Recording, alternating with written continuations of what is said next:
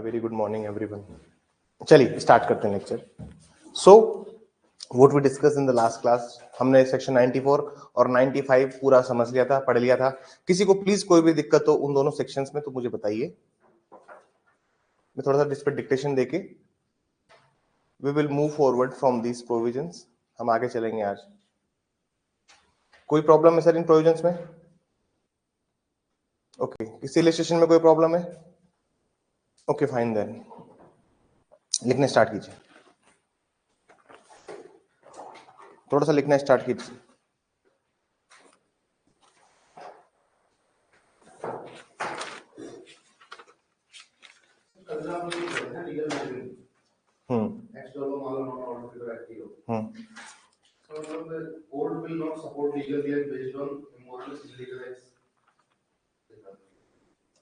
अलग अलग मतलब है बेसिकली। इलीगल ये जितने भी विशिएट करते हैं ना, देखिए जो भी चीज कॉन्ट्रैक्ट को विशिएट करेगी, चाहे वो वॉइडेबल हो चाहे वो वॉइड करे कॉन्ट्रैक्ट को, उसके सपोर्ट में इस मैक्सिम को रेयरली यूज किया जाता है।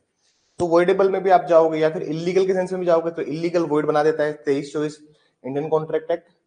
और वहीं आप वॉइडेबिलिटी की बात करते हो तो सेक्शन 15, 16, 17, 18, 19, 20, 19 से 19 और 19 से 20, 21, 22, तो ये सारे प्रोविजंस जो हैं, तो ये मैक्सिम्स उसके लिए एक लार्जर पर्सपेक्टिव में और ब्रॉडर, हाँ उसके लिए यूज होती है कि कोर्ट क्या करता है, कहीं पे भी अगर इलीगलिटी आती है, कहीं पे भी अगर कोई कॉन्ट्रैक्ट है जिसमें कोई इलीगलिटी आई है या फिर वो वॉइड या वॉइडेबल होने लगा है, तो उसके लिए ये मैक्सिम यूज की जाती है। जैसे कल को जजमेंट राइटिंग के अंदर मान लीजिए कोई इसने सिचुएशन दी है आपको और वहां पे पता लग रहा है कि पार्टी ने फ्रॉड प्रैक्टिस किया है, तो आप इस मैक्सिम को लिख के अच्छा स्कोर लेके आ सकते हैं। तो क्या आप बताएंगे ना कि जहां पे भी फ्रॉड का एलिमेंट इन्वॉल्व हो जाएगा तो वो चीज पर से विशिएट हो जाती है, प्रारंभ से ही वो चीज दूषित हो जाएगी और न्यायालय उस पर विश्वास नहीं करता, फिर कोर्ट उस पर रिलाई नहीं करता। ठीक है, कोर्ट उसके ऊपर ऐसा नहीं कि कोर्ट उसको उस साक्ष्य के ऊपर कोई अपना भार रखे। तो court would not put any weightage on such evidence. Are you getting my point? चलिए थोड़ा सा लिख लीजिए, एक डायग्राम बनाइए। जिंदगी में हमेशा याद रखना है जो एक सवाल लिखिए पहले तो, what do you understand bye exclusion of oral evidence? What do you understand bye exclusion of oral evidence? What do you understand bye exclusion of oral evidence? What do you understand bye exclusion of oral evidence?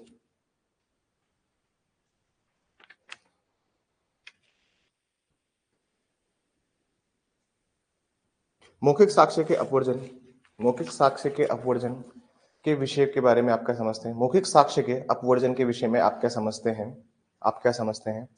अगर कभी भी sir ये सवाल आए, exclusion of oral evidence की बात आए, then you have to write section कौन सा सेक्शन लिखना है? 94 लिखना है। 94 में हमेशा एक बात याद रखना, 94 में सर एक जनरल रूल है। ये डायग्राम बना दीजिए प्लीज एक बार। There is one general rule, एक सामान्य नियम है। दो इसके क्या है सर? दो इसके एक्सेप्शन है।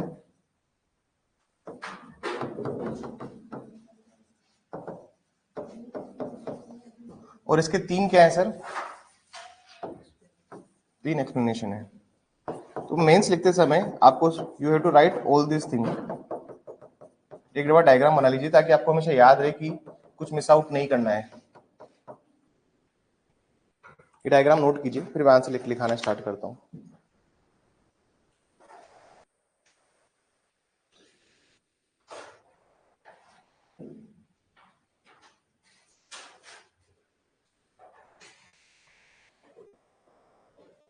एक और सवाल लिखिए,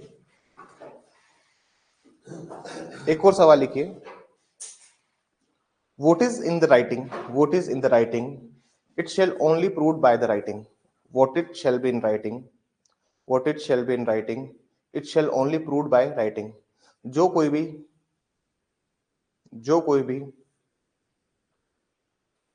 भी दस्तावेज लिखित में है,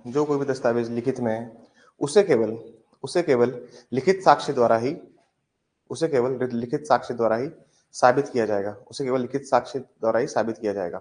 एक और सवाल लिखिए, a man may lie but document may not. A man may lie but document may not. एक मनुष्य झूठ बोल सकता है परंतु एक दस्तावेज नहीं। ये सारे सवाल जब भी आएंगे ना sir, you always have to write 94 and 95 jointly. बात समझ में आई? डिपेंड करता है कितने मार्क्स का पूछा है, समझ में आई बात? अगर 4 नंबर में पूछा है, 6 नंबर में पूछा है, आरजेएस में 3 तरह के पैटर्न आते हैं, 3 नंबर, 4 नंबर, 6 नंबर। अगर 4 और 6 में पूछेंगे सवालों को, ये 3 नंबर लाइक सवाल नहीं है, ठीक है? तो 94 is very important section with respect to, ठीक है? अब पैराग्राफ चेंज करके लिखना स्टार्ट कीजिए। वेयर बोथ ओरल, थोड़ा सा जनरल प्रिंसिपल्स लिख रहे हैं कि क्या होता है बेस्ट एविडेंस रूल इसके रिगार्डिंग, ठीक है ना? आपको जैसा ठीक लगे, जितना समय हो, ये अंडरस्टैंडिंग के लिए लिखवाता हूं मैं अलग से कोई चीज, ठीक है? लिखिए बस। Where both oral as well as documentary evidences are admissible, जहां कहीं भी मौखिक और दस्तावेजी साक्ष्य, जहां कहीं भी मौखिक और दस्तावेजी साक्ष्य कोमा साक्ष्य के रूप में ग्राहित है, साक्ष्य के रूप में ग्राह्य है, साक्ष्य के रूप में ग्राह्य है, साक्ष्य के रूप में ग्राह्य है। द कोर्ट में गो the court may go by the evidences, the court may go by the evidences which seems to be more reliable, the court may go by the evidences which seems to be more reliable. तो न्यायालय उन साक्ष्यों के साथ जाएगा, तो न्यायालय उन साक्ष्यों के साथ जाएगा जो कि अधिक विश्वसनीय है, जो कि अधिक विश्वसनीय है, जो कि अधिक विश्वसनीय है। The provision as to, paragraph निकल के, the provision as to exclusion of oral, the provision as to exclusion of oral evidence by documentary evidence, the provision as to exclusion of oral evidence by documentary evidence, लिखिए, दस्तावेजी साक्ष्य द्वारा मौखिक साक्ष्य के अपवर्जन, दस्तावेजी साक्ष्य द्वारा मौखिक साक्ष्य के अपवर्जन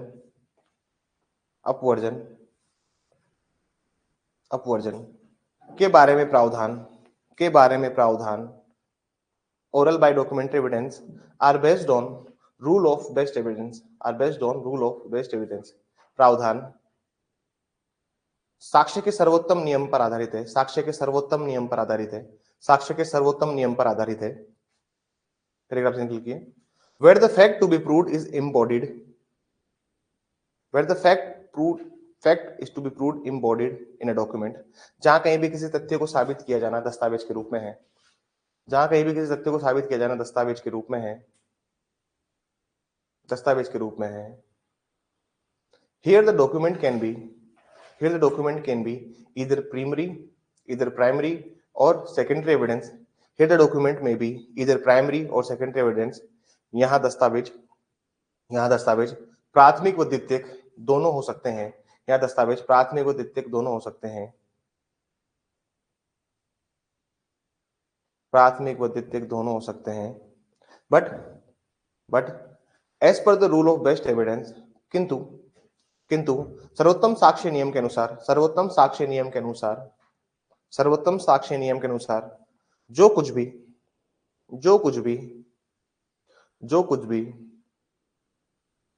but as per the best evidence rule, whatever is in writing अनुसार जो कुछ भी लिखित रूप में है, उसे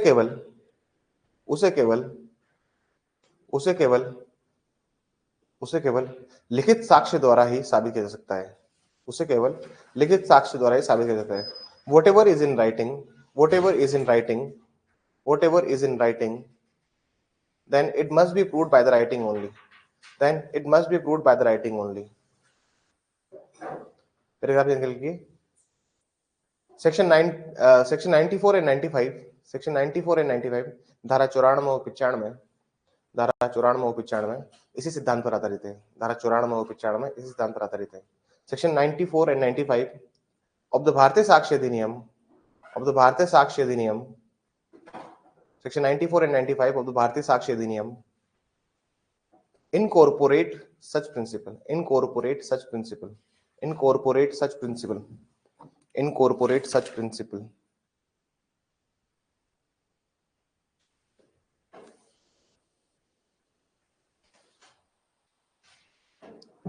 ठीक है, अब सेक्शन 94 की हेडिंग डालिए।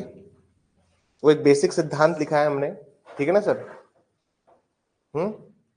और ये देखिए, जहां 6 नंबर का सवाल आ जाए और सिर्फ आपसे वो 90 क्या पूछे, सिर्फ और सिर्फ आपसे वो पूछता 94, तो थोड़ा सा बेसिक इंट्रोडक्शन देना, फिर डायरेक्ट लिखना। डायरेक्ट नहीं पूछ, क्योंकि 6 नंबर में तो फिर बहुत ज्यादा मैटर लिखना होगा ना आपको, थोड़ा सा उसका भी जिक्र करना, वरना आपका आंसर शॉर्ट हो जाएगा। लिखिए, wherever the terms of a contract grant, wherever, इसको ऐसे लिखिए, थोड़ा सा अलग तरीके से आंसर को लिखा जाएगा।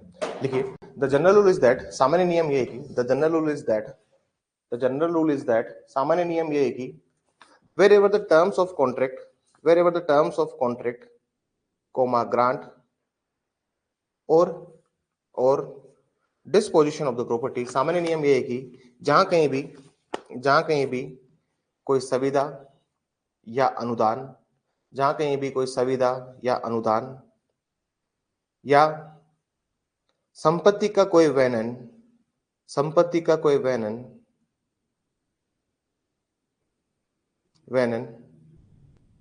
निबंधन दस्तावेज के रूप में, निबंधन दस्तावेज के रूप में, निबंधन दस्तावेज के रूप में लेखबद्ध किए गए हों, लेखबद्ध किए गए हों, लेखबद्ध किए गए हों, have been reduced in the form of a document, have been reduced in the form of a document, have been reduced in the form of a document,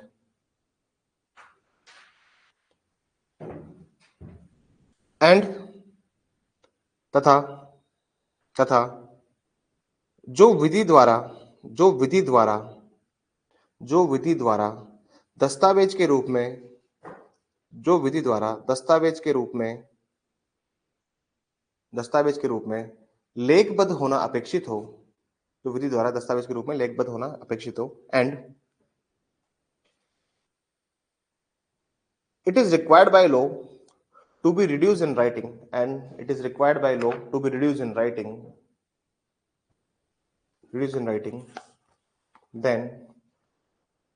then no oral evidences can be given, then no oral evidences can be given to prove such document, then no oral evidences can be given to prove such document, then no oral evidences can be given to prove such document।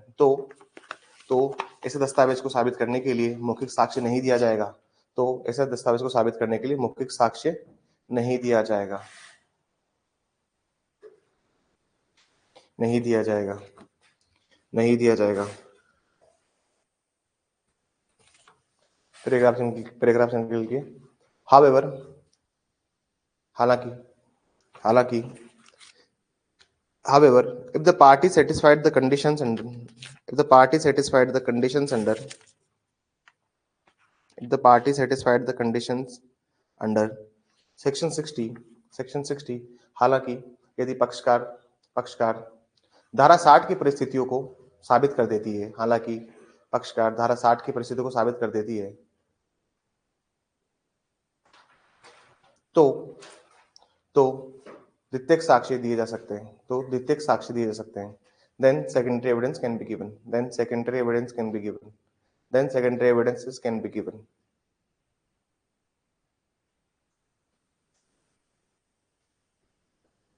ठीक है, exception number 1, exception number 1,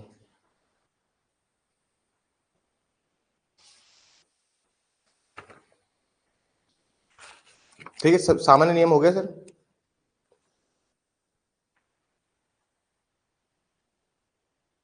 थोड़ा सा और सुंदर तरीके से लिख सकते थे ना इसको। No oral evidences can be given तक लिखा है अपन ने, है ना, उसके बीच में एक लाइन घुसाओ, उसके उसके पहले जो ऊपर लिखा था ना अपन ने, no oral evidences can be given, सामान्य नियम टू सच डॉक्यूमेंट, उसके बीच में एक लाइन घुसाओ, लिखवाया ना मैंने हालांकि से, हावेवर से, उसके बीच में एक लाइन घुसाइए please, insert a line there, answer writing को और सुंदर बनाते हैं। लिखिए, however there are following exceptions to this general rule, however there are following exceptions to the general rule।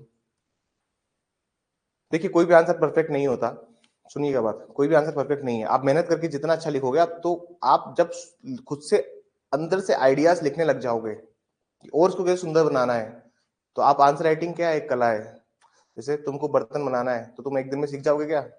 तुमको मैं बोलूँ कि चलो क्ले से बर्तन बनाओ, आज क्ले भी होता है, मिट्टी के बर्तन ऐसे घुमा देते हैं सर, बनाइए बर्तन, तो आप सीखोगे क्या एक दिन में? लेकिन अगर आप उस पर मास्टरी हासिल करोगे, वैसे आंसर राइटिंग है।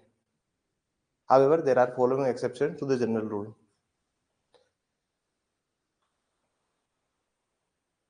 इस सामान्य नियम के निम्नलिखित अपवाद है। सामान्य नियम के निम्नलिखित अपवाद है। पॉइंट नंबर 1 लिखना उसको फिर, ठीक है ना? पॉइंट नंबर 1 लिख बनाना उसको, ठीक है? उसको क्या बनाएंगे? हाँ, सेकेंडरी एविडेंस वाली बात को पॉइंट नंबर 1 बनाना। पॉइंट नंबर 2 में लिखना exception number 1, exception number 1 to section 94, exception number 1 to the section 94। Point number 2 में लिखना अपवाद संख्या 1 धारा 94, अपवाद संख्या 1 धारा 94। समझ में आया कि कैसे आंसर को सुंदर बनाया जाए? चलिए लिखिए इसमें, लिखिए इसमें, wherever a public officer, wherever a public officer, wherever a public officer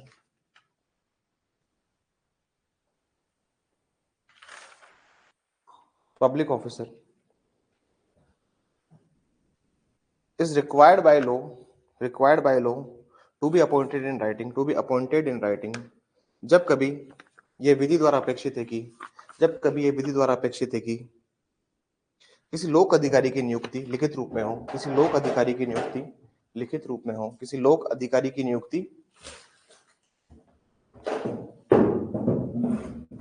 लिखित रूप में हो, लिखित रूप में हो,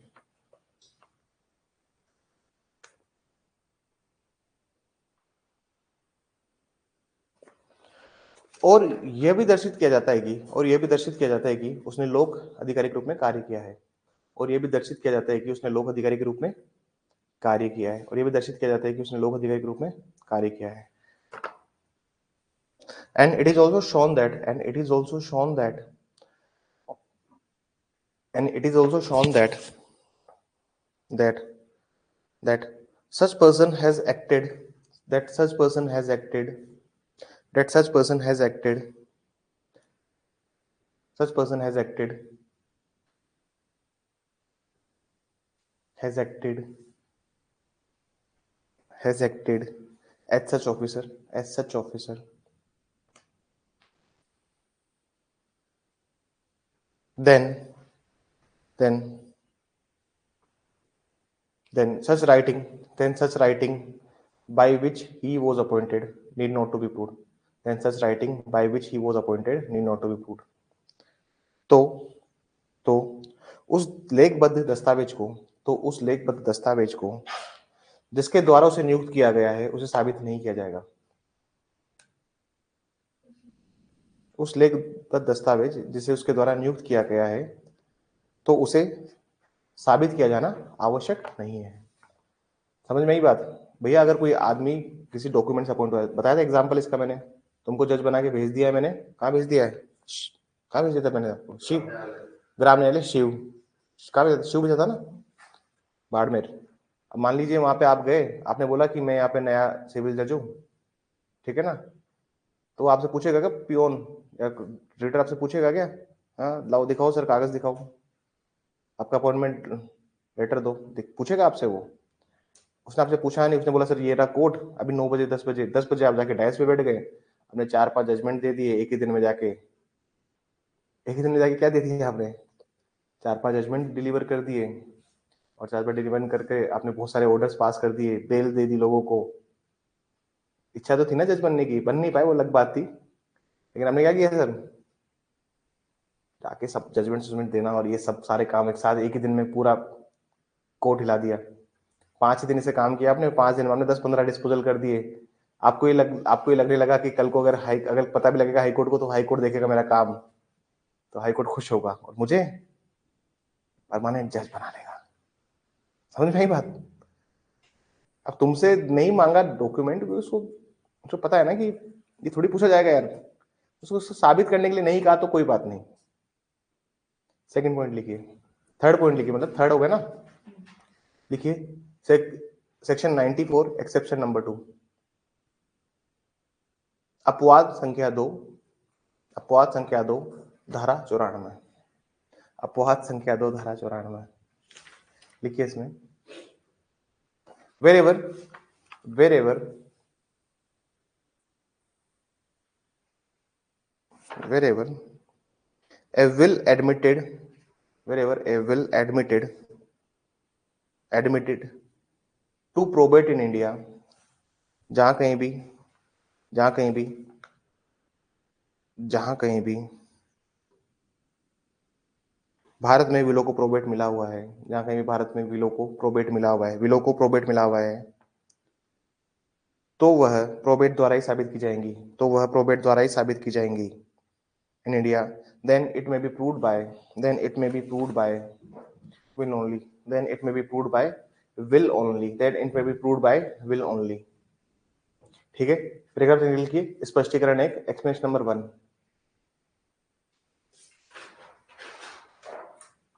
wherever any contract grant or disposition, ठीक है ना सर, 3 तो हो गए। अपवाद देखा जाए तो एक्सप्लेनेशन जो है ना वो भी क्या है सर एक्सप्लेनेशन 3 भी अपवाद ही है। चलो लिखो एक्सप्लेनेशन नंबर 3 ही लिखो, चौथा अपवाद लिखिए, इसको भी लिख देते हैं यार, तुम लोग फिर कहोगे सर ये भी अपवाद ही था, इसको भी लिखवा देते हैं। हाँ, अपवाद संख्या 4, अपवाद संख्या 4, उसमें लिखिए स्पष्टीकरण 3 धारा 94, explanation number 4, explanation number 3 section 94। Time से आइए मैडम, ऐसे मत कीजिए।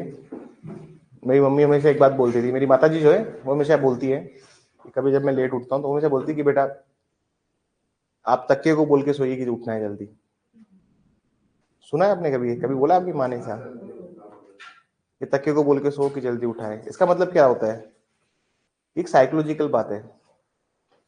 साइकोलॉजिकल बात का क्या मतलब है कि अगर आपको मेंटली वो रहेगा ना स्ट्रेस की यार उठना है उठना है उठना है उठना है, कहीं का आपको कहीं ट्रेन पकड़ने जाना होता है सुबह 4 बजे की ट्रेन, तो आप रात भर खुद से ही उठेंगे अलार्म बजने के पहले ही 1-2 बार। होता है ऐसा? क्यों होता है ऐसा? क्योंकि खुद से चिंता है। जब माता जी बोलती हैं कि तकिए को बोल के सो, मतलब आप स्वयं को चिंता है। अलार्म की फर्क नहीं पड़ता है। तुम्हारे पता है तुम्हारा शरीर जो है वो खुद एक क्लॉक है। क्या है? एक खुद में एक घड़ी है, वो एक बायोलॉजिकल क्लॉक में चलता है। समझ में आई? जो चीजें जब होती वो तभी होती है। अपनी बॉडी जो है ना वो बहुत ही एक आप समझ लीजिए बहुत ही एक स्पेशल चीज बनाई है ऊपर वाले ने। लेकिन ये हमेशा याद रखिए कि आप अगर कोई रूटीन में एक बार फॉलो कर रहे हैं उसको, तो ऑटोमेटिकली आपकी नींद खुलने लग जाएगी। मेरी मेट सुबह 4:45 आती है। मैं भी घर गया था 2 दिन से 3 दिन छुट्टी पे, घर पे ही मैं 4:45 उठ रहा था, क्योंकि अब आदत ऐसी हो गई ना कि अब उठना है, तो 4:45 उठ कर तो मेड आने वाली है। हाँ, चौथा एक्सेप्शन लिखिए प्लीज। ठीक है, स्पेशल लिख लिया आपने, उसमें लिखिए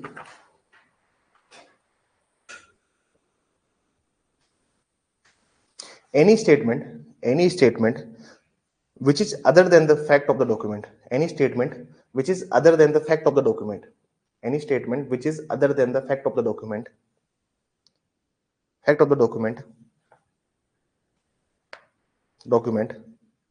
then oral evidences can be given, then oral evidences can be given, then oral evidences can be given, then oral evidences can be given। लिखिए लिखिए दस्तावेज में अंतर्निहित किसी कथन से, दस्तावेज में अंतर्निहित किसी कथन से भिन्न कोई कथन भिन्न कोई कथन के लिए मौखिक साक्ष्य दिया जा सकता है, के लिए मौखिक साक्ष्य दिया जा सकता है। प्लीज यहाँ पे नोट कीजिएगा इलस्ट्रेशन ई, कौन सा इलस्ट्रेशन लिखना है यहाँ पे, ई। और जब इलस्ट्रेशन ई आप यहाँ पे लिख देंगे, उसके बाद में क्या लिखना, the oral evidence can be given for the purpose of transaction. क्या लिखोगे, जो भी लिखवा रहा हूँ वो लिखो, 2 लाइन छोड़ दो इलस्ट्रेशन नोट करने के लिए, लिखो 2 लाइन में लिखवा रहा हूँ। This illustration, in this illustration oral evidences can be given, इस दृष्टांत में मौखिक साक्ष्य दिए जा सकते हैं, इस दृष्टांत में मौखिक साक्ष्य दिए जा सकते हैं, क्योंकि वह समव्यवहार की बात कर रहे हैं, क्योंकि वह समव्यवहार की बात कर रहे हैं, because it is talking about transaction, transaction for the money receipt, transaction for the money receipt. वह धन की रसीद के समव्यवहार के बारे में बात कर रहे हैं, इसलिए धन की रसीद, एक और एरो लगा, धन की रसीद के समव्यवहार के बारे में बात कर रहे हैं, धन की रसीद के समव्यवहार के बारे में बात कर रहे हैं, because talking about the transaction related to the money received. ठीक है,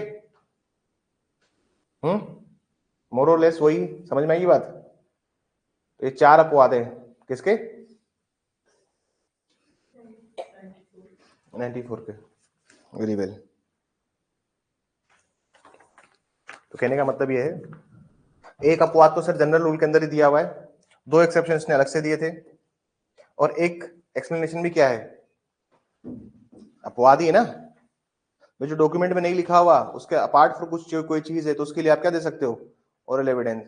और यही एक और इलस्ट्रेशन है जो कहाँ है, 95 का आई, ये भी इसी का बात है। ठीक है ना, तुम चाहो तो इलस्ट्रेशन आई भी लिख देना यहीं पे, ये नोट्स बना रहे हो ना अपने, उसी के अंदर आई भी लिख देना, 95 का जो आई इलस्ट्रेशन है, आई दृष्टांत जो है धारा 95 का, उसको भी आप चाहे तो यहीं पे मेंशन कर दीजिएगा। ठीक है ना, तुम्हारे ऊपर है भैया, तुम क्या कितनी मेहनत करते हो, जितना हार्डवर्क पुट करोगे उतना ही होता ना, कि जितना जितना दही को मथोगे उतना ही मक्खन निकलेगा ना। अब तुम छाछ को मथोगे तो कुछ आएगा क्या, तुम्हारे ऊपर तुम क्या मथ रहे हो। चलिए इलस्ट्रेशन इसके हो गए थे, एक्सप्लेनेशन नंबर 1 और 2 लिख लीजिए। स्पष्टीकरण 1, स्पष्टीकरण 1, एक्सप्लेनेशन नंबर 1 टू सेक्शन 94, स्पष्टीकरण 1 धारा 94 लिखिए। Wherever any contract grant or disposition, wherever contract grant or disposition of property, जहां कहीं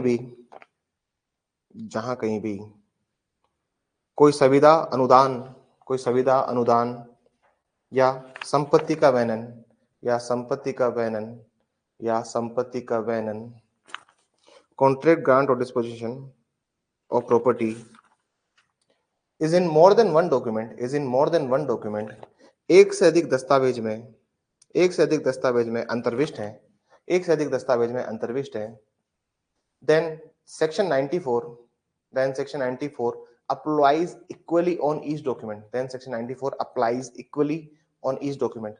तो धारा 94 समस्त दस्तावेजों पर एक समान रूप से लागू होगी। तो धारा 94 समस्त दस्तावेजों पर एक समान रूप से क्या होगी सर, एक समान रूप से, आसान था ये, एग्जाम्पल में लिख लीजिए।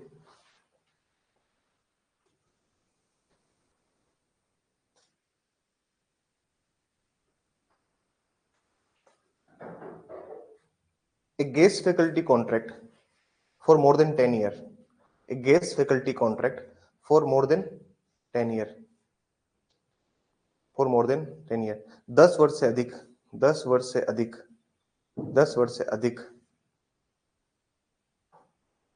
गेस्ट फैकल्टी को क्या बोलते हैं आप लोग, हिंदी में क्या बोलेंगे गेस्ट फैकल्टी को,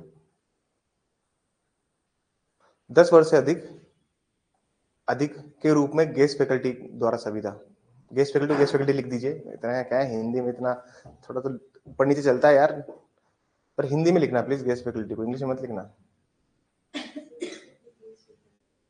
द्वारा सुविधा, द्वारा सुविधा, 10 वर्ष से अधिक किसी गेस्ट फैकल्टी द्वारा सुविधा। तो फिर आप सब पे हर साल का एक एक साबित करना पड़ेगा। देखिए स्पष्टीकरण 2, एक्सप्लेनेशन नंबर 2 लिखिए।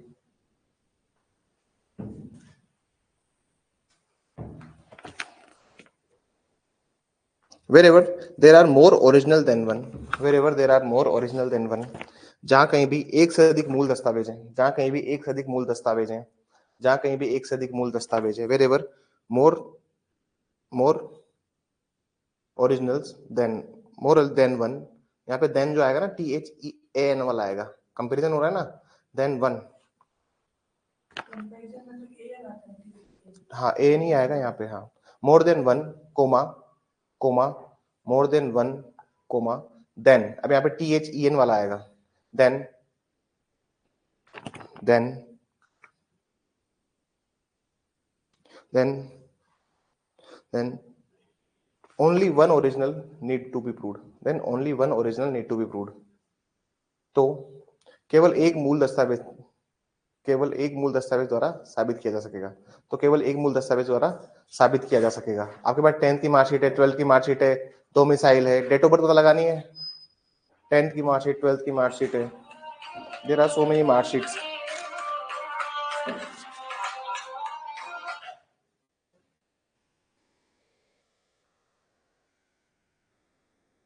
आपके पास 10th की मार्कशीट है, 12th की मार्कशीट है, कौन सी ट्यून लगा रखी पता है आपको मैंने? Have you seen the movie? कौन सी? हाँ नहीं, ये अपना एक मूवी है, क्या उसका नाम है उसका,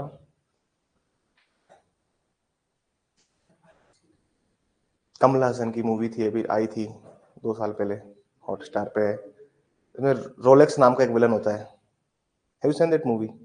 रोलेक्स जब एंट्री करता है तब उसकी बीजीएम थी, बैकग्राउंड म्यूजिक, उसकी ट्यून मेरे को बड़ी अच्छी लगी, रोलेक्स। रोलेक्स जब एंट्री होती है उसका नाम होता है रोलेक्स। सूर्या, सूर्या को जानते हैं आप लोग? साउथ का एक्टर है सूर्या, इसने उड़ान बनाई थी जो, हाँ सिंघम वाला, जो साउथ का ओरिजिनल सिंघम है सूर्या। जब सूर्य की एंट्री होती है तब ये Surya is a villain in that movie, तो वो विलन लास्ट में आता है, लास्ट के 10 मिनट में सामने आता है, तब वो उसकी जब एंट्री होती है तब ये बैकग्राउंड म्यूजिक चलता है उसमें, and it's a very ultimate script के टाइम पे। जी कहाँ पे हम लोग? Original need to be proved. Example लिख दीजिए, बर्थ सर्टिफिकेट, जन्म प्रमाण पत्र, एग्जाम्पल लिख दीजिए सर, जन्म प्रमाण पत्र। The illustrations we already done in the last classes, okay, तो हेडिंग डालिए 95, section 95।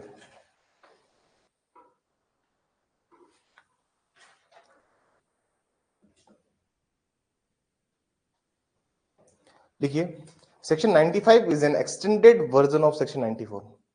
Section 95 is an extended version of section 94. धारा 95 कोमा धारा 95 कोमा धारा 94 का एक विस्तृत रूप है, एक विस्तृत रूप है, extended version of section 94। Paragraph लिखिए। इन सेक्शन 95 धारा 95 के अंतर्गत, in section 95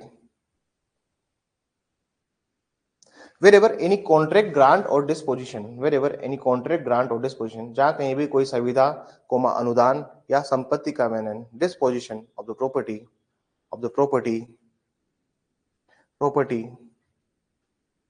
is required by law to be reduced in writing,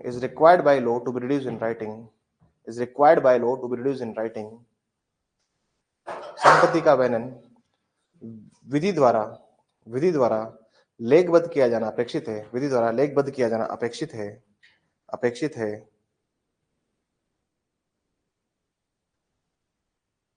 है, तो उसे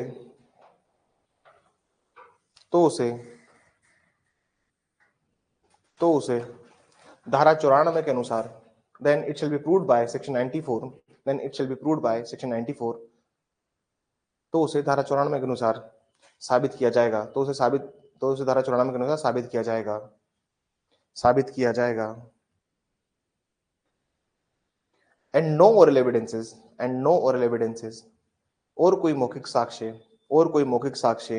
पक्षकारों द्वारा नहीं दिया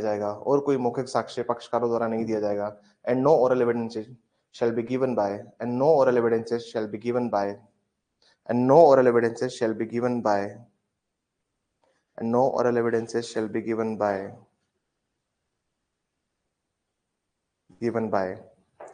parties to such document, parties to such document नहीं दिया जाएगा उन पक्षकारों उन पक्षकारों उन पक्षकारों उन पक्षकारों द्वारा उन पक्षकारों द्वारा उन पक्षकारों द्वारा जो उन पक्षकारों द्वारा जो दस्तावेज संबंधित हैं, जो दस्तावेजों से संबंधित हैं, जो दस्तावेजों से संबंधित हैं। पैराग्राफ में लिखिए it means that it means that it means that the section 95 only applies to the party, section 95 is only applies to the party।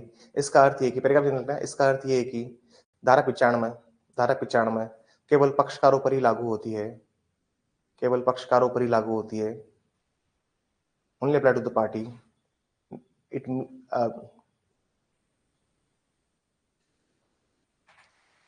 ऐसे लिखिए hence they are not allowed to give oral evidences, इसलिए उन्हें मौखिक साक्ष्य देने नहीं दिया जाएगा, इसलिए उन्हें मौखिक साक्ष्य देने नहीं दिया जाएगा, इसलिए उन्हें मौखिक साक्ष्य देने नहीं दिया जाएगा, फुल स्टॉप।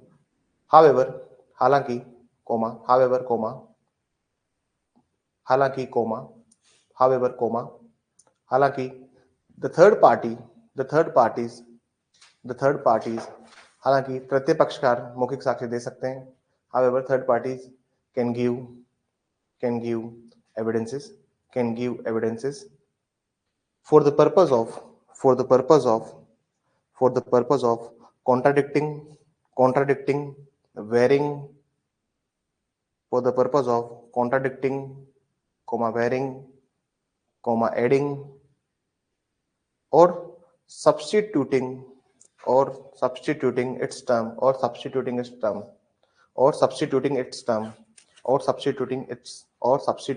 terms।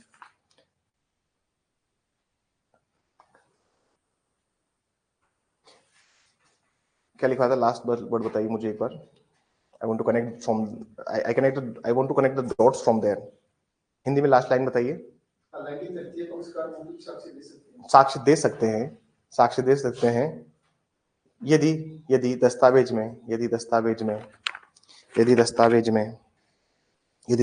में फेरफार जोड़ना घटाना या खंडन करना हो तो लिखिए the rule of strict interpretation should apply here। the rule of strict interpretation apply here। the rule of strict interpretation apply here।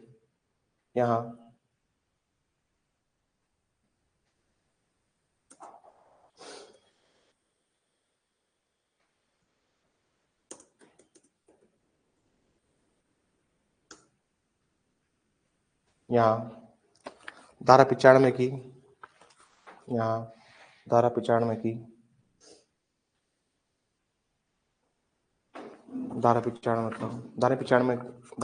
की एक निश्चित अर्थघटन दिया जाएगा। In the last classes what we have discussed section 95 very elaborately। हमने बहुत अच्छे से पढ़ा section 95 को। 94 95 में कोई डिफरेंस बताएगा मुझे? मृदुल बताइए क्या डिफरेंस है 94 95 में? अरे आता है तुमको, बताओ। अरे बोलना सीखो, इंटरव्यू नहीं देना है क्या? क्या एमसीक्यू बन के लॉ ऑफिसर बनना है? लॉ ऑफिसर के लिए भी इंटरव्यू है, वो कोल इंडिया का एग्जाम निकला हुआ है, उसमें इंटरव्यू नहीं है, भर देना फॉर्म। हाँ बताओ क्या डिफरेंस है 94 95 में?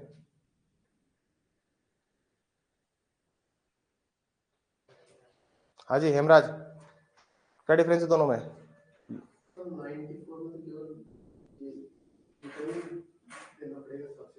ठीक है, और 95 में? 95 में भी रिटर्न देना पड़ेगा, अगर कोई थर्ड पार्टी है वो दे सकता है। किस चीज के लिए? हाँ, रिटर्न में कोई एविडेंस है उसके लिए?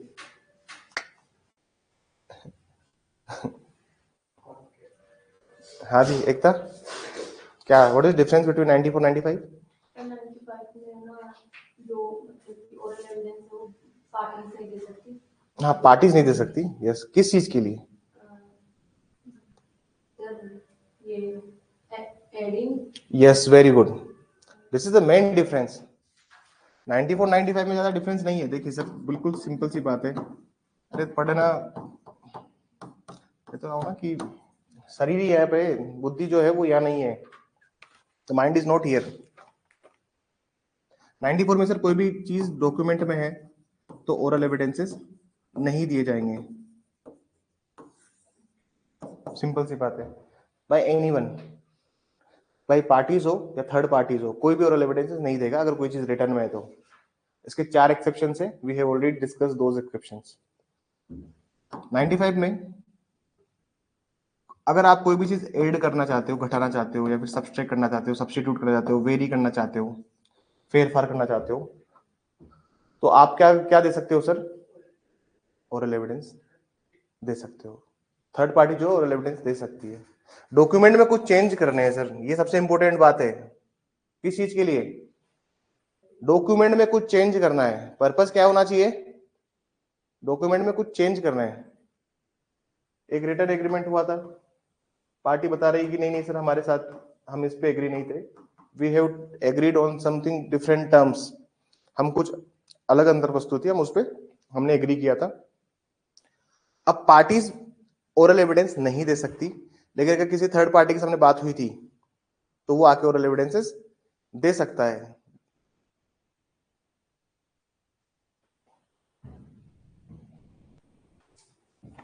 मेहनत करना शुरू कीजिए, अभी बहुत लेट हो जाएगा ना। देखिए एक सिद्धांत जीवन में, अब सुन लीजिए बात मेरी, तुमको लगता होगा सर बहुत ही ज्यादा इधर उधर की बात बता देते। देखिए सर, तुम कॉलेज में क्या करते थे, क्या पढ़ते थे, मुझे मत फर्क नहीं पड़ता। एक समय होता है और एक उम्र होती है जब जागना होता है। जागना होता है अपनी हेल्थ के लिए, जागना होता है पैसों के लिए, जागना होता है सोशल रेस्पेक्ट के लिए। एक उम्र होती है। कोई किसी को ये अक्ल आ जाती है 18 में, किसी को आ जाती है 19 में, किसी को आती है 21 में, किसी को आती है 25 में, किसी को आती है 30 में। जितना जल्दी आ जाएगी उतना ही जल्दी सक्सेस बन जाओगे। किसी को आती है 50 में, 60 में। पूरा केएफसी वाला दादाजी जो आते हैं केएफसी के, पूरा 50-60 साल तक बहुत गरीबी में निकाला, जब उम्र जागे और जागने के बाद उसको ब्रांड बना दिया। तो तुम जितनी जल्दी जागोगे तुम उतनी जल्दी सफल होगे। अगर तुम सो रहे हो ना यहाँ पे बैठ के, आंखें खुली हुई है, बाकी बुद्धि सारी भ्रष्ट है, तुम जितनी जल्दी जागोगे उतनी जल्दी सफलता को प्राप्त करोगे। तुम्हारे लिए सफलता रुकने वाली नहीं है। तुम अगर सोचो कि 32 33 34 के हो गए तुम, और फिर तुम अगर ये बात सोचो कि कल को तुम आरजेस की तैयारी करो, क्या 34 साल में तुम्हें घर वाले तैयारी करने देंगे? क्या तुम्हारी बीवी तुम्हें तैयारी करने देगी? क्या तुम्हारे बच्चे तुम्हें परमिट करेंगे तुम तैयारी करो? ये उम्र ऐसी है, इसमें कोई दबाव नहीं है। बनना है अभी बनना है, करना है आज करना है। अरे कल के भरोसे तो भैया पूरी दुनिया बैठी है। अरे अभी भी 24 में भी अक्ल नहीं है तो 25 में भी नहीं आएगी तो कोई फर्क नहीं पड़ेगा मुझे। 1-1.5 साल का कोर्स है, 1.5 साल बाद कोर्स खत्म, तुम अपने रास्ते में अपने रास्ते। कभी आओगे सर एग्जाम आ गई पेपर दे दो तो दे दूंगा भाई, मैं उससे ज्यादा मदद मैं क्या करूंगा। लेकिन जागो प्लीज, अपने अंदर एनलाइटमेंट लेके आओ। जो बच्चे 18-19 में जाग जाते हैं वो 21-22 में जज बन जाते हैं। सुनिएगा बात, जो बच्चे 18-19 में जाग गए, कॉलेज में टाइम पे जाग गए कि नहीं यार हमें बनना है, जज बनना है, पास आउट होने के बाद जज बनना है सीधा, जिनने एक लक्ष्य बना लिया। और जो 18-19 साल के बच्चे जो लक्ष्य बना रहे हैं ना, इस लक्ष्य के सामने तुम कहीं पे भी नहीं हो, क्योंकि उन बच्चों से जिंदगी में कोई हाथी घोड़ा काम नहीं हुए हैं। न उनसे आईआईटी क्लियर हुई है, नहीं उनसे कोई एम्स का एग्जाम निकला है। एक लो का एग्जाम में उन्होंने बैठे और सिर्फ एक कॉम्पिटेटिव एग्जाम दिया है जीवन में। वो बच्चे 18-19 साल में जाग जाते हैं, 21-22 साल में तुमको जज बनते हैं और कहते हैं कि यार प्रेशर वाले बच्चे तो बहुत पढ़ते हो। पढ़ नहीं रहे, 3 साल पुरानी मेहनत देखो उनकी, जब उन्होंने तय कर लिया था कि मैंने हमें जज बनना है।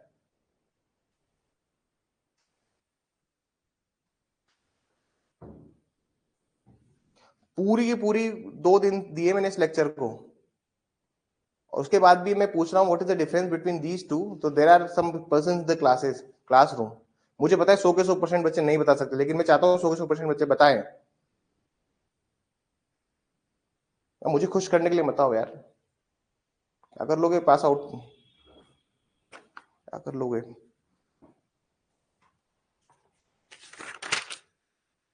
चलिए छोड़िए, मैं खत्म करता हूँ इस टॉपिक को।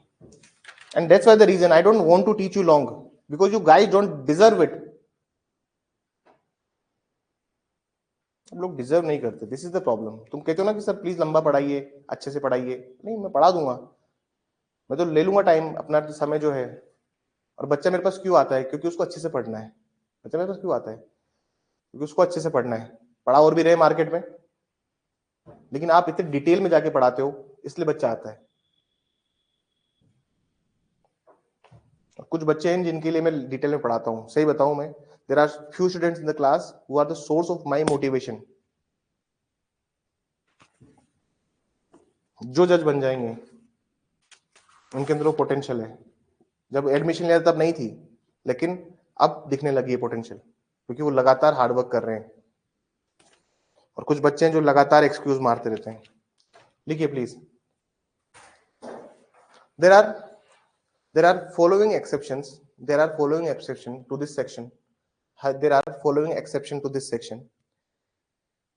इस धारा के इस धारा के अंतर्गत इस धारा के अंतर्गत कुछ अपवाद भी दिए गए हैं, कुछ अपवाद भी दिए गए हैं। There are following exception under this section where parties to the contract grant or disposition of the property, where parties to the contract grant or disposition of the property, जहां जहां जहां संविदा कोमा अनुदान, थोड़ा तेज लिखना प्लीज, जहां संविदा coma अनुदान व संपत्ति के वैनन के पक्षकार, जहां संविदा कोमा अनुदान व संपत्ति के वैनन के पक्षकार, where parties to the contract grant or disposition of property can give oral evidence, can give oral evidences, can give oral evidences for the purpose of for the purpose of for the purpose of for the purpose of adding, subtracting, varying of the terms दे सकते हैं, जिनका उद्देश्य जिनका उद्देश्य जिनका उद्देश्य जिनका उद्देश्य जिनका उद्देश्य दस्तावेज के निबंधनों को खंडन करने का, जिनका उद्देश्य दस्तावेज के निबंधनों को खंडन करने का, कोमा फेरफार करने का, या जोड़ने का हो सकता है, तो ओरल एविडेंसेस देखिए 95 बिल्कुल जनरल रूल ये कहता है 95 का, कि अगर पार्टी को कुछ भी चेंज करना है तो वो ओरल एविडेंसेस नहीं दे सकती। वरना सोचिए कोर्ट रूम जो है वो सब्जी मंडी बन जाएगा। हर पार्टी क्या बोलेगी कि नहीं नहीं ऐसा एग्री नहीं हुआ था, वैसा एग्री नहीं हुआ था। तो ये रूल्स क्या करते हैं, कोर्ट का एक डेकोरम मेंटेन करते हैं। सेक्शन 94 95 जो है दोनों बहुत इंपॉर्टेंट, समझ में ये बात। आप ओरल एग्रीमेंट भी करते हो, आप अगर ओरल एग्रीमेंट भी करते हो, ओरल एग्रीमेंट में भी ओरल एग्रीमेंट करते हो, तो फिर उसके लिए क्या कर सकते हो, ओरल एविडेंस दे सकते हो। मौखिक करार था, मौखिक करार के अंदर भी कुछ बदलाव कर दिया आपने मौखिक, तो उसके लिए तो फिर मौखिक साक्ष्य दे सकते हो। कल बात हुई थी ना सर अपनी। लेकिन अगर आपने सिर्फ मौखिक करार किया है, आपने सिर्फ क्या किया, ओरल, आपने क्या किया है, ओरल एग्रीमेंट किया है, और उसको आप डिनाई करना चाहते हो या उसको साबित करना चाहते हो, तो फिर आपको डॉक्यूमेंट लगेंगे, ट्रांजेक्शन दिखाओ या कुछ भी दिखाओ।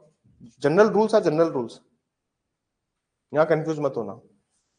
पहला एक्सेप्शन लिखिए please, write down the first exception. पहला एक्सेप्शन लिखिए, exception 1 to section 95, exception 1 to section 95, exception 1 to section 95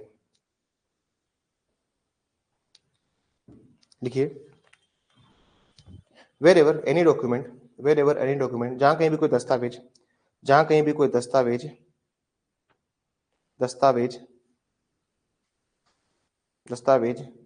को कपट अभित्रास कोमा अवैधता, या सम्यक निष्पादन का अभाव, कोमा सामर्थ्यता का अभाव, सम्यक निष्पादन का अभाव, कोमा सामर्थ्यता का अभाव, सामर्थ्यता का अभाव, सम्यक निष्पादन का अभाव, कोमा सामर्थ्यता का अभाव, कोमा प्रतिफल का अभाव, कोमा प्रतिफल का अभाव, या विधि तथ्य की भूल, या विधि तथ्य की भूल, या विधि तथ्य की भूल, विधि तथ्य की भूल। यदि दस्तावेज को अविधि मान्य, यदि दस्तावेज को अविधि मान्य बना दे, दस्तावेज को अविधि मान्य बना दे, तो मौखिक साक्ष्य दिए जा सकते हैं, तो मौखिक साक्ष्य दिए जा सकते हैं, तो या तो मौखिक साक्ष्य दिए जा सकते हैं। क्या लिखवा है मैंने इंग्लिश में? wherever a document became invalidate due to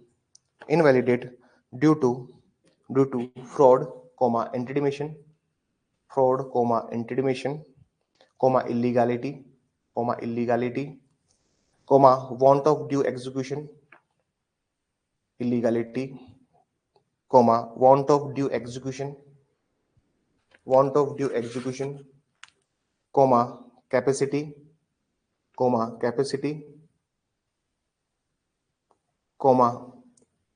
failure for consideration,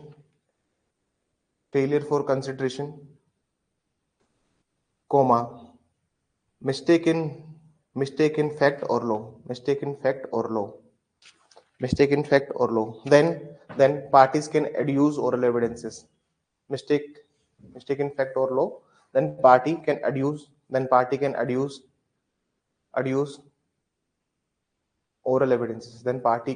oral evidences. Exception 2 लिखिए, exception 2 अपवाद संख्या 2 धारा पे चढ़ना है। exception 2 section 95 लिखिए प्लीज। इसमें लिखिए wherever there is existence of separate oral agreement, जहां कहीं भी एक पृथक मौखिक करार है, जो कि wherever there any separate oral agreement which is not inconsistent with the terms of document, जो कि दस्तावेज के निबंधनों से असंगत नहीं है, जो कि दस्तावेज के निबंधनों से असंगत नहीं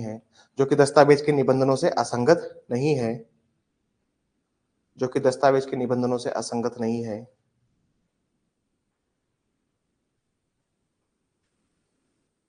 then oral evidences can be given, तो मौखिक साक्ष्य दिया जा सकता है, तो मौखिक साक्ष्य दिया जा सकता है। ठीक है ना? पैराग्राफ चेंज करके स्टार बना के लिखिए, इंपॉर्टेंट बात है। ठीक है ना? however if the document is very formal in nature, हालांकि यदि दस्तावेज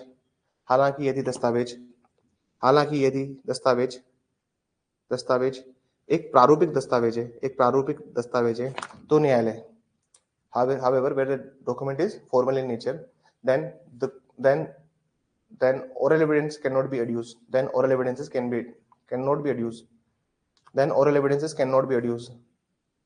प्रारूपिक दस्तावेज है तो मौखिक साक्ष्य नहीं दिए जाएंगे, याद करो कल मैंने बताया था आपको कल वाली क्लास में कि सर इंश्योरेंस का डॉक्यूमेंट है या डीड है कोई, these are the formal document, उनके लिए आप ओरल एविडेंस नहीं दे सकते, क्योंकि वो डॉक्यूमेंट ऑलरेडी बहुत एग्जॉस्टिव होते हैं, मतलब वो संपूर्ण प्रकृति के दस्तावेज है। आपने देखा है बाइक इंश्योरेंस हो गया या कार इंश्योरेंस हो गया, जो भी इंश्योरेंस के डॉक्यूमेंट्स होते हैं वो क्या होते हैं, खुद में संपूर्ण दस्तावेज है।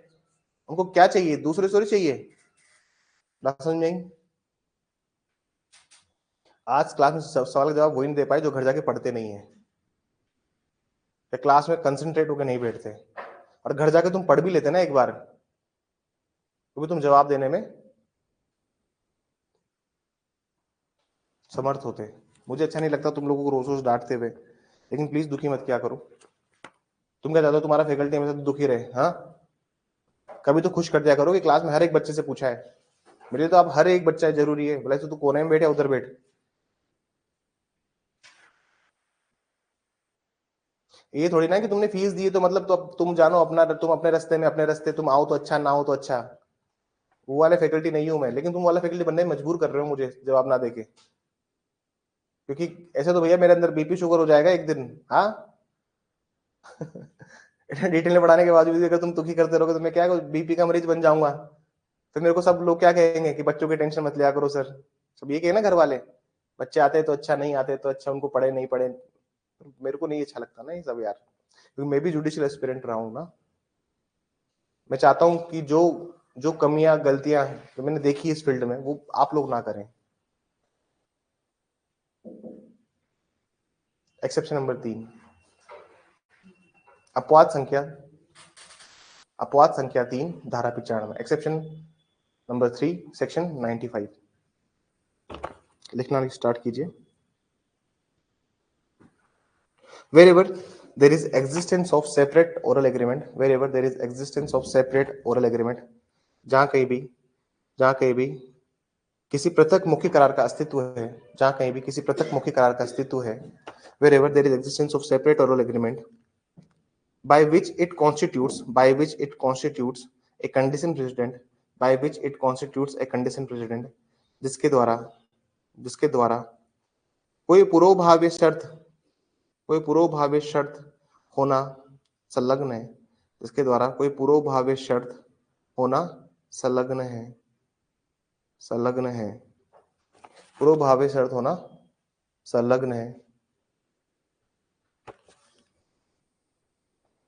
then oral evidences can be given, then oral evidences can be given, then oral evidences can be given। तो मौखिक साक्ष्य दिए जा सकेंगे, तो मौखिक साक्ष्य दिए जा सकेंगे, तो मौखिक साक्ष्य दिए जा सकेंगे। एक्सेप्शन नंबर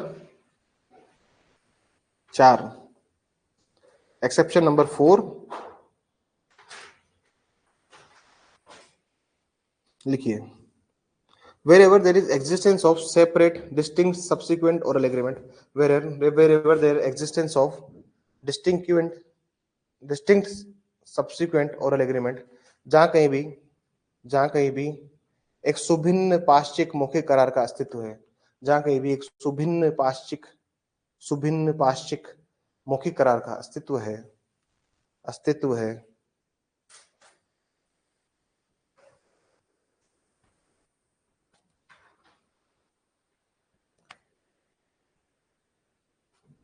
अस्तित्व है, तो मौखिक साक्ष्य दिए जा सकेंगे, तो मौखिक साक्ष्य दिए जा सकेंगे। Then oral evidences can be given, then oral evidences can be given, then oral evidences can be given, then oral evidences can be given। Paragraph change करके लिखना, पैराग्राफ चेंज करके लिखना। However, however, however, however, where document is reduced in writing और registered by law, हालांकि यदि दस्तावेज लेखबद्ध है और और और रजिस्ट्रीकृत है और रजिस्ट्रीकृत है और रजिस्ट्रीकृत है और रजिस्ट्रीकृत है, तो मौखिक साक्ष्य नहीं दिया जाएगा, तो मौखिक साक्ष्य नहीं दिया जाएगा, तो मौखिक साक्ष्य नहीं दिया जाएगा। याद करो, गांव में गए थे तुम मकान लेने, 5,000 का मकान था, तुमने बोला, तुमने ओरली एक 5,000 का लिया, तुमने बोला कि देखो समय ठीक नहीं है, 3,000 कर दो। तुम कर दोगे तो तुम्हें जिंदगी भर याद रखूंगा, और नहीं किया तो मैं भूलने नहीं दूंगा फिर मैं। याद है ना? तो सर वहां पे हर चीज ओरली चल रही थी, फिर वो टर्म्स में चेंज करता है, टर्म्स में चेंज किया ना सर उसने, निबंधनों में चेंज कर दिया उसने। अब अगर उसने कुछ चेंज कर दिया तो आप ओरल एविडेंसेस दे सकते हो। फिर समझ में आ गई? वेरी वेल देन, लिखिए explanation number 5, sorry exception number 5, अपवाद संख्या 5। अरे इजी इजी तो है, और क्या है, लेकिन तुम उसको पढ़ना कभी, तुम अगर इसको ऐसा है ना, तुम 15-20 दिन अगर तुमने इसको रिवाइज नहीं किया तो ऊपर से निकल जाएगा सब। तो तुमने नोट्स निकालना और डायग्राम देखना, फिर तुमको पकड़े में देगी चीज वापस। तो प्लीज मेहनत करो। एक्सप्लेनेशन नंबर 5 लिखिए। Wherever anything which is not mentioned in wherever anything which is not mentioned in document, जहां कहीं भी किसी निबंधन को दस्तावेज में प्रस्तुत नहीं किया गया है, जहां कहीं भी किसी निबंधन को दस्तावेज में प्रस्तुत नहीं किया गया है, and it is related to uses and custom, and it is related to uses and custom, और वह प्रथा और रूढ़ि से संबंधित है, और वह प्रथा और रूढ़ि से संबंधित है, और वह प्रथा और रूढ़ि से संबंधित है, तो oral evidences can be given, then oral evidences can be given related to uses and custom, then oral evidences can be given। तो मौखिक साक्ष्य दिए जा सकेंगे, मौखिक साक्ष्य दिए जा सकेंगे, मौखिक साक्ष्य दिए जा सकेंगे। पैराग्राफ देखिए, लिखिए वापस इसमें। हाउएवर हालांकि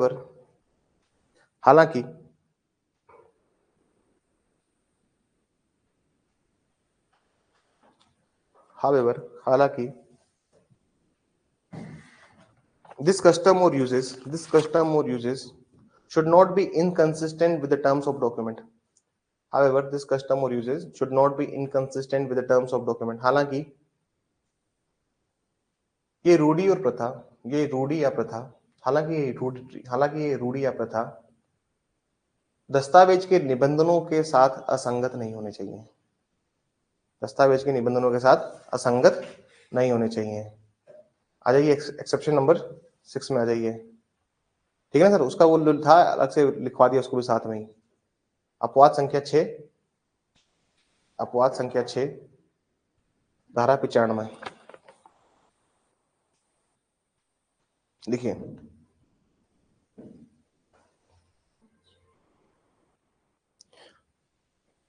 Wherever a document does not express the real intention of parties, जहां कहीं भी किसी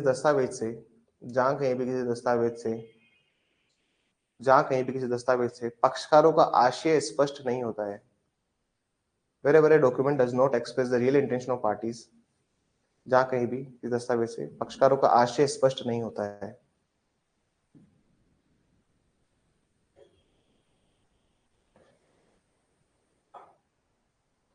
And the question is, और प्रश्न ये हो कि, and the question is how it is related to the document, और प्रश्न ये हो कि दस्तावेज से किस प्रकार संबंधित है, और ये प्रश्न ये हो कि ये दस्तावेज से किस प्रकार संबंधित है। And the question is how it is related to the document, question mark, संबंधित है तो मौखिक साक्ष्य दिए जा सकते हैं, then oral evidences can be given,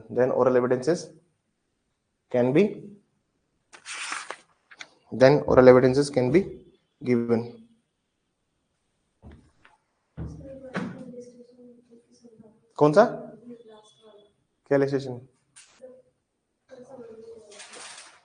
कौन सा लेजिस्लेशन रिलेटेड है? हाँ, अपवाद 6 से रिलेटेड कौन सा लेजिस्लेशन था? जे, ठीक है। जे देखिए, जे A B may contract in writing to take effect upon a happening of certain conditions. The writing is left with B, who sues A upon it. A may show the circumstances under it was delivered. परिस्थिति sir बतानी है, क्या बतानी है कि किन परिस्थितियों में वो दस्तावेज में इसी बात लिखी थी। आप जो डॉक्यूमेंट के अंदर लिख रहा है उसको कॉन्ट्राडिक्ट करने के लिए एविडेंस दे सकते हो, लेकिन आपको बताना पड़ेगा कि किस परिस्थिति के अंदर वो बात हुई थी। एक बार प्रोवाइजो जो एक्सेप्शन 6 है उसको पढ़िए और फिर पढ़िए जे को। आप साक्ष्य दे सकते हो ना सर, उसको सपोर्ट कर रहा है या रिजेक्ट कर रहा है।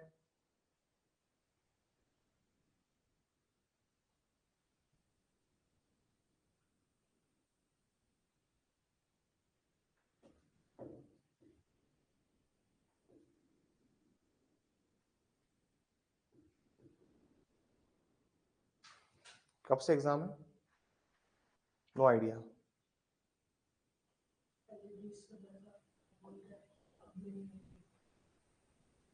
They are still associated with Nirvan. You cannot directly transfer your admission to there. अभी भी। Then why? Then what Dagya sir is doing there?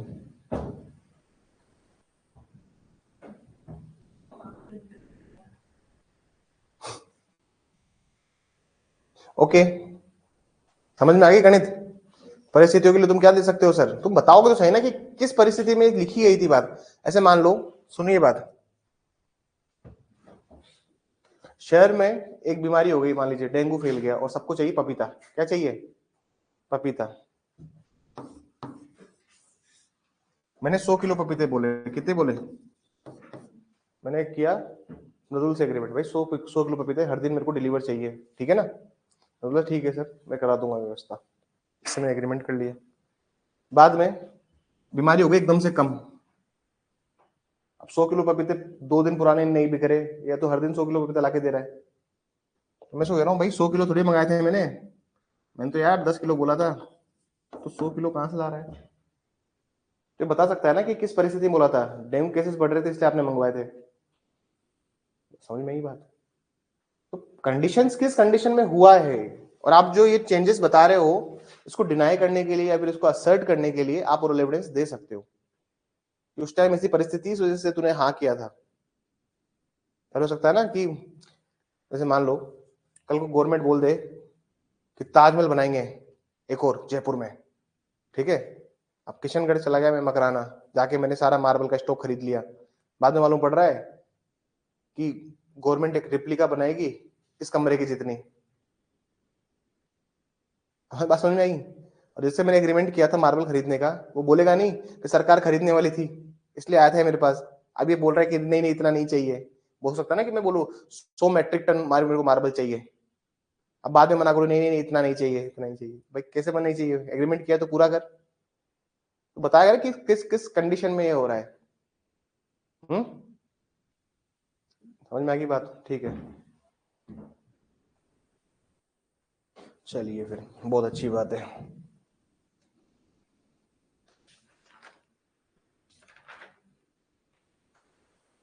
कोई दिक्कत है यहाँ तक? अरे कोई दिक्कत है क्या?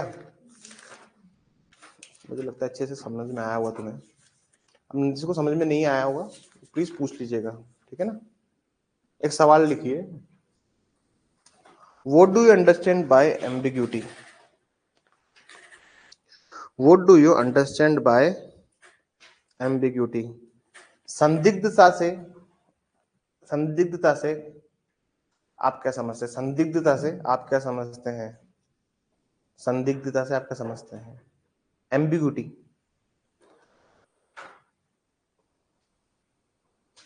कभी कभी क्या होता है ना sir, sometimes document are more ambiguous. क्या होते हैं डॉक्यूमेंट?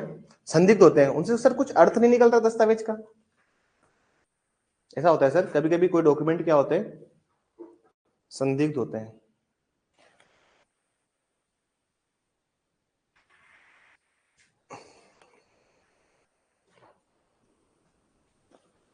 दो तरह के दस्तावेज, संदिग्धता की अगर आप बात करते हो तो दो तरह की संदिग्धता होती है।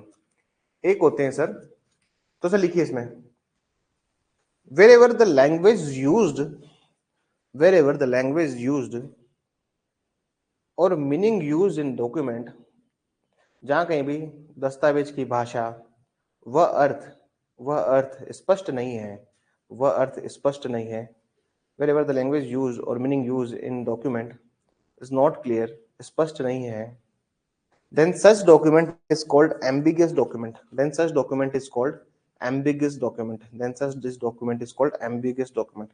तो ऐसे दस्तावेज को संदिग्ध दस्तावेज कहा जाता है। तो ऐसे दस्तावेज को संदिग्ध दस्तावेज कहा जाता है।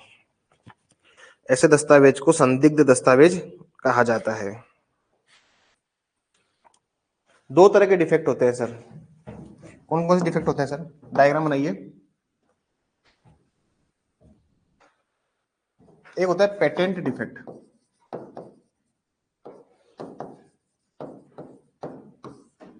एक होता है लेटेंट, लेटेंट डिफेक्ट। दो तरह के डिफेक्ट है सर, पेटेंट डिफेक्ट और लेटेंट डिफेक्ट।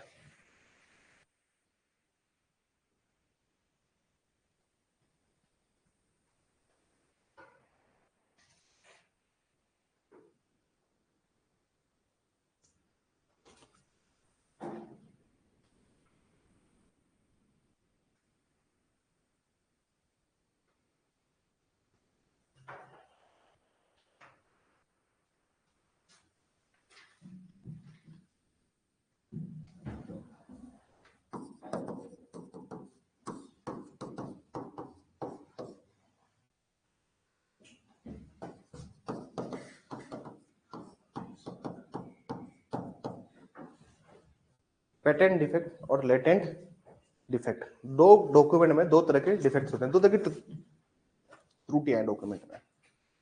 पेटेंट डिफेक्ट तो होता है जो स्पष्ट ही आपको दिख रही है। फर्स्ट पॉइंट लिखिए, such defect which is seen directly, such defect which is seen directly, ऐसी त्रुटियां जो दस्तावेज में स्पष्टतः दिखाई दे देती है, ऐसी त्रुटियां जो दस्तावेज में स्पष्टतः दिखाई देती है। इधर लिखिए first point, such defect which is not known by seeing, ऐसी त्रुटियां जो दस्तावेज में देखने पर स्पष्ट नहीं होती, but seen at the time of execution,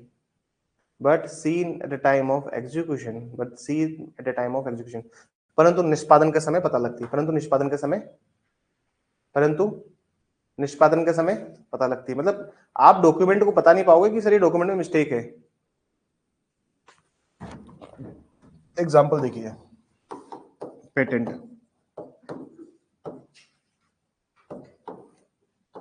और लेटेंट के एग्जांपल देखिए। स्पष्ट त्रुटि और अस्पष्ट त्रुटि होता क्या चीज है सर? जहां पे मैं स्पष्ट त्रुटि की बात कर रहा हूं, जैसे तुमने एक घर के लिए सेल डीड बनाई, क्या बनाई? तुमको एक मकान खरीदा है तुमने, A121 श्यामनगर। तुमने जो मकान खरीदा है वो कौन सा है? श्यामनगर। लेकिन लिखना जाना चाहिए था A121 श्यामनगर, लेकिन लिख क्या गया है? A121 रामनगर। तो तुमको देखने से पता लग रहा है कि सर दिक्कत है। सर जिन दस्तावेजों में, जिन डॉक्यूमेंट्स में देखने से ही पता लग रहा है कि दिक्कत है, तो उनके लिए ओरल एविडेंसेस नहीं दिए जाएंगे। या तो इसकी डॉक्यूमेंट 100% डिफेक्टिव है या 100% सही है, उनके लिए आप ओरल एविडेंसेस नहीं दोगे। इनके लिए क्या नहीं दोगे? Oral evidences. लेकिन मान लीजिए लेटेंट डिफेक्ट देखिए, लेटेंट डिफेक्ट क्या होता है? अस्पष्ट रूप से जो देखने से पता नहीं लगेगा तुमको, वो क्या लगेगा? देखने से पता। तो तुमने मकान खरीदा A121 शास्त्री नगर, ठीक है? मकान खरीदा A121 शास्त्री नगर। तुम भैया जमीन देख के आए, बोला सर ये शास्त्री नगर है, तो आपने बोला कि ठीक है इसको डन करो, 1 करोड़ का मकान है, ठीक है डन करो। बोले सर डीलिंग कहाँ करेंगे? तो उसने बोला ब्रोकर ने, सर मेरे ऑफिस आ जाओ, दूसरी पार्टी को मैं बुला लेता हूँ, यहीं पे डीलिंग कर लेते हैं। तुमने किसी को पूछा कि शास्त्री नगर के 1 करोड़ मकान मिल रहा है? शास्त्री नगर इज ए पोश एरिया। कहाँ है शास्त्री नगर? किधर है? अच्छा एरिया है?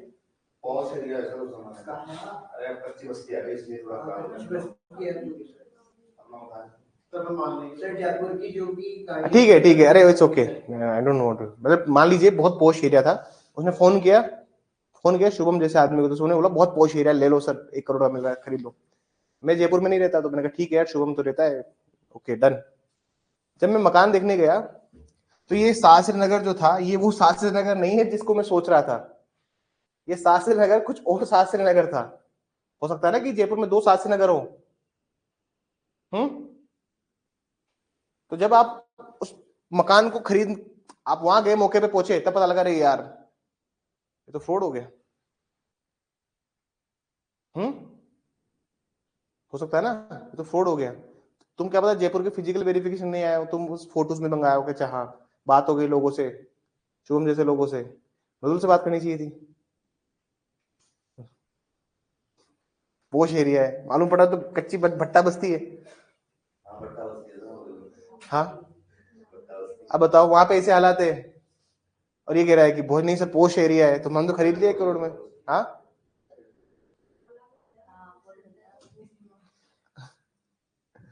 अब आप बताइए कैसे काम चलेगा? Are you getting my point? समझ रहे हैं आप? तो आपको पता नहीं चला है जब तक आप निष्पादन नहीं होने आएगा।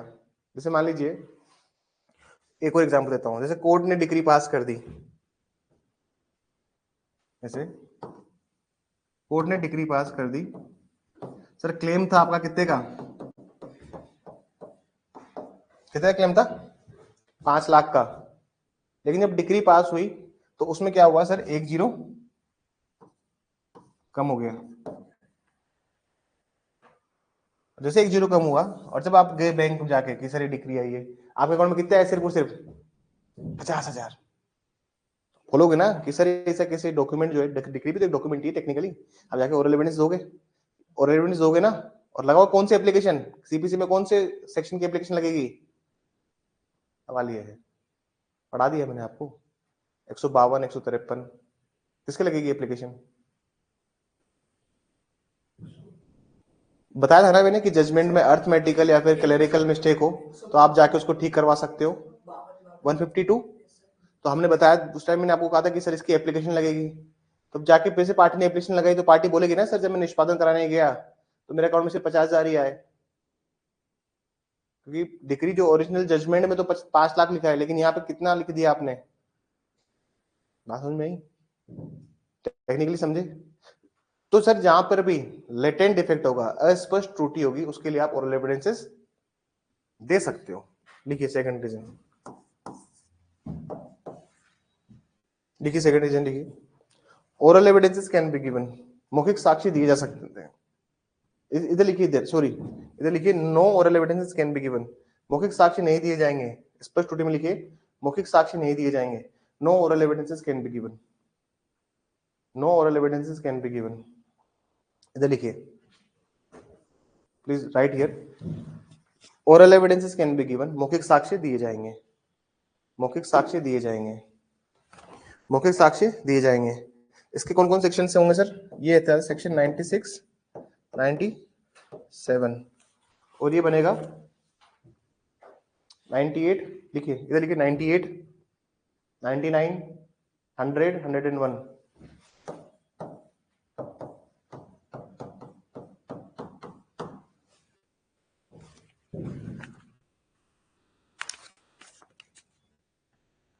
इन सब के लिए क्या दोगे आप, ठीक है, दैट्स ऑल फॉर टुडे।